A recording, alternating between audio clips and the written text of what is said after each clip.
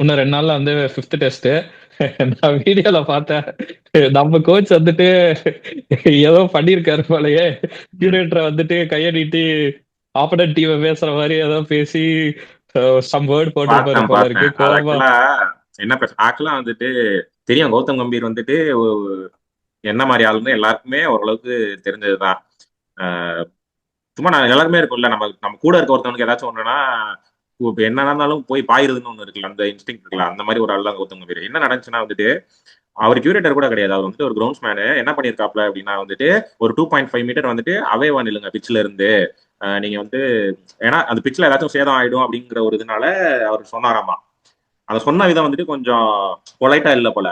இன் அதுவுமே வந்துட்டு அவங்க அந்த சப்போர்ட் ஸ்டாஃபும் சரி, நம்ம கோச்சஸும் சரி, யாருமே வந்துட்டு ஸ்பைக் ஷூலாம் போடல. நார்மலா வந்துட்டு இந்த வாக்கிங் ரன்னிங் ஷூஸ் இருக்கும்ல, அதுதான் போட்டிருந்தாங்க. இருந்தாலுமே வந்துட்டு கொஞ்சம் தள்ளி நில்லுங்க அப்படிங்கிற மாதிரி ஏதோ ஒரு லாங்குவேஜ்ல சொல்லியிருப்பாங்க போல. நம்மளால உடனே ட்ரிகர் ஆகி வந்துட்டு நீ எங்க வேணாலும் போய் கம்ப்ளைண்ட் பண்ணிக்க, என்னனாலும் பண்ணிக்க, நீ ஆனா நீ என்ன பண்ணணும் எது பண்ணணும் நீ சொல்லக்கூடாது, நீங்க கிரவுண்ட் மேனா தான் ஒர்க் பண்ற, போய் கம்ப்ளைண்ட் பண்ணிக்க போ அப்படின்னு சொல்லி அனுப்பிச்சிட்டாப்லையாமா.